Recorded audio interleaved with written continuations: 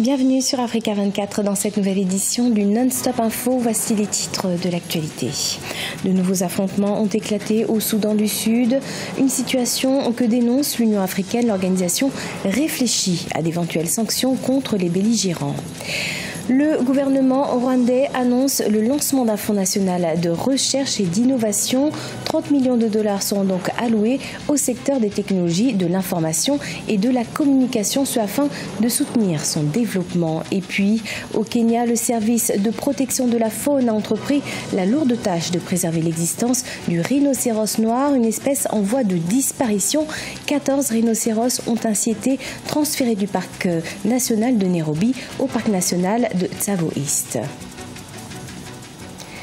La situation au Soudan du Sud, l'un des principaux sujets abordés au cours du 31e sommet de l'Union africaine qui s'est achevé ce 2 juillet 2018 à Nouakchott en Mauritanie. Malgré la signature de l'accord de cessez-le-feu permanent entré en vigueur ce vendredi 28 juin, de nouveaux affrontements violents ont éclaté dans le pays. Face à cette situation, l'instance étudie la possibilité d'appliquer des sanctions. Le point avec Nathalie Mou. Le cessez-le-feu au Soudan du Sud est de nouveau rompu depuis le 30 juin dernier. Face à cette situation, l'Union africaine envisage des sanctions contre les leaders des principaux groupes rivaux du pays. Le Conseil de paix et de sécurité doit prendre les mesures qui s'imposent, a appelé le président de la Commission de l'Union africaine, Moussa Faki Mahamat. Des mesures qu'il reste encore à définir. En dehors du déploiement d'une force d'interposition, une force armée d'interposition qui peut servir de force tampon entre les belligérants et aussi de police pour l'application de l'africaine. Il sera difficile pour cette institution d'appliquer un régime de sanctions aux contrevenants à l'accord de paix qui vient d'être signé. En marge du 31e sommet de l'Union africaine, une réunion ad hoc sur le Soudan du Sud s'est tenue le 1er juillet. La rencontre entre l'Union africaine et l'autorité intergouvernementale pour le développement a débouché sur la signature d'une feuille de route pour une paix durable au Soudan du Sud. La signature de la feuille de route implique que toutes les dimensions vont être considérées dans la résolution de la crise du conflit au Sud-Soudan, à savoir qu'il ne s'agit pas seulement d'un conflit militaire, mais il s'agit également d'un conflit de nature socio-politique et socio-économique. Les autorités sud-soudanaises ont dressé un bilan de 25 victimes civiles depuis la reprise des affrontements. Des combats intervenus 72 heures après la signature d'un cessez-le-feu permanent entre le président Salva Kiir et Riek Machar le 27 juin à Khartoum. Au Rwanda, un fonds national de recherche et d'innovation a été lancé par les autorités, un dispositif qui vise à soutenir le développement du secteur des technologies.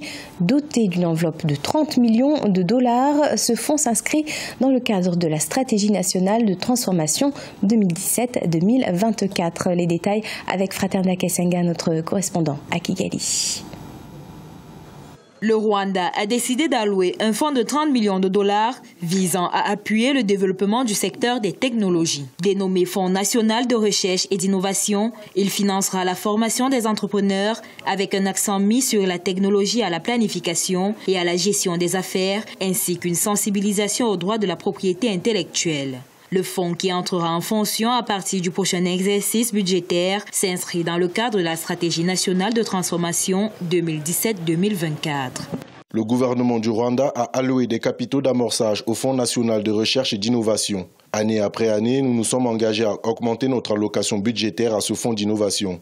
Nous continuerons à soutenir la recherche et la technologie en mettant l'accent sur le lien entre nos jeunes innovateurs et le marché du travail. Dans ce pays d'Afrique de l'Est, où 60% de la population a moins de 25 ans, l'innovation technologique s'est imposée comme un secteur clé du développement. Outre le mobile banking, la fonction publique bénéficie déjà des services numérisés. Le fonds d'innovation contribuera également à développer des entreprises innovantes de classe mondiale au Rwanda et dans l'ensemble de la région de l'Afrique de l'Est, en fournissant un capital de croissance institutionnelle et un soutien commercial important.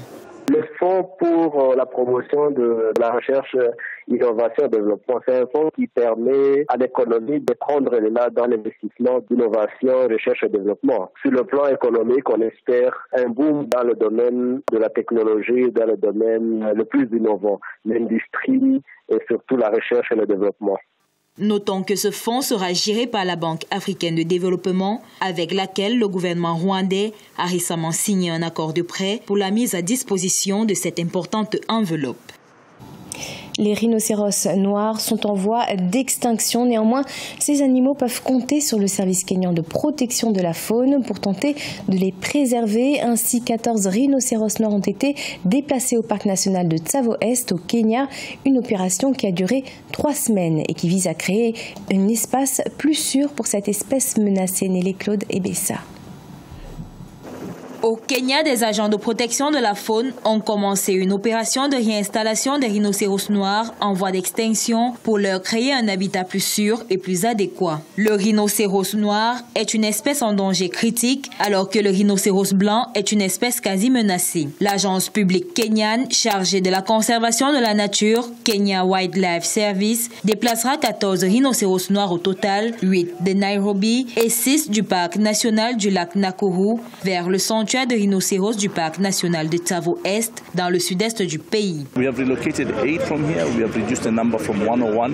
Nous avons réduit de 101 le nombre de rhinocéros noirs parce que le parc national de Nairobi ne peut en contenir plus. Nous avons également déplacé 8 autres rhinocéros noirs du parc national de Nakuru et le total de rhinocéros noirs présents dans ce parc est de 76. Nous allons donc en prendre 6 là-bas et maintenir les 70 autres dans le parc. Le parc national de Tsavo, quant à lui, est immense. Il fait presque 19 000 km² et nous allons progressivement relocaliser plus de rhinocéros dans cette région.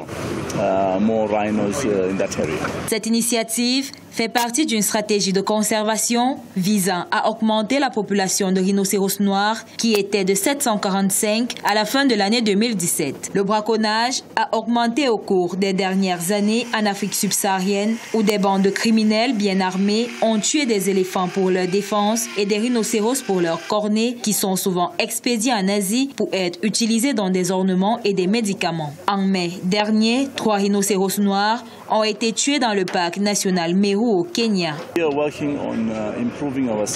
Nous travaillons à l'amélioration de notre surveillance en utilisant la technologie, car les humains peuvent aussi être un facteur de braconnage et aussi de négligence. Donc nous nous concentrons sur l'utilisation de la technologie pour gérer la faune à l'intérieur des parcs nationaux. Selon Kenya Wildlife Service, le pays comptait 1041 rhinocéros noirs et blancs en 2014. En 2017, on n'en comptait que 745 rhinocéros recensés, des statistiques qui risqueraient de s'amenuiser davantage si rien n'est fait pour protéger cette espèce en voie de disparition. Le mondial de football 2018 se poursuit en Russie. 2 matchs ce lundi 2 juillet, Brésil-Mexique et Belgique-Japon. Des joueurs survoltés. Et pour en parler, notre spécialiste du sport, José Douglas. Bonjour José. Bonjour Solange. Alors le Brésil a confirmé et les Diables Rouges se sont bien fait peur, José. Exactement. Brésil-Mexique 2-0. Il était très attendu ce choc entre les pays sud-américains. Et Neymar, comme un vrai renard des surfaces, vous allez le voir, a surgi à la 51e minute pour ouvrir le score après un centre tendu de William et ensuite la nouvelle passe décisive de Neymar à la 88e minute que Roberto Firmino n'avait qu'à pousser dans les buts d'Ochoa. Match très tendu et Neymar n'a pas été ménagé, le pauvre. Et puis deuxième match, Mexique-Japon, 3-2. Il ne fallait pas fermer les yeux un seul instant car les Japonais et coéquipiers de Kagawa et de Sakai ont été les Belges pendant 52 minutes avec Haraguchi, 48e, et Uni, 52e, mais les Diables Rouges se sont réveillés avec Vertonghen à la 69e minute. Ensuite, Fellaini de la tête à la 74e minute, et puis Nasser Chadli, vous allez le voir tout à l'heure, à la 94e minute, grâce à une superbe passe de Meunier, allait marquer le 3e but, synonyme de victoire, mais les Belges reviennent de très loin. Et saluons la présence aussi de Vincent Kompany dans la défense. Alors l'homme de ces 8e de finale, bien entendu, eh bien c'est incontestablement Nasser Chadli, d'origine marocaine, né à Liège. Il évolue à West Bromwich Albion, en Angleterre. Il a joué 1 fois pour le Maroc et 39 fois pour la Belgique. Chadli, un milieu de terrain, rentré à la 65e minute de jeu. Il a imposé son impact. Et puis côté tableau maintenant, nous allons revoir ces résultats si vous le voulez bien. Brésil-Mexique 2-0 et Belgique-Japon 3-2. Qualifiés Brésil et Belgique qui vont se retrouver vendredi. Et puis bien entendu ce mardi 3 juillet, Suède-Suisse à 16h, soit 14h GMT et Colombie-Angleterre à 18h GMT. Et puis c'est vraiment la fin pour Andrés Iniesta avec la sélection d'Espagne.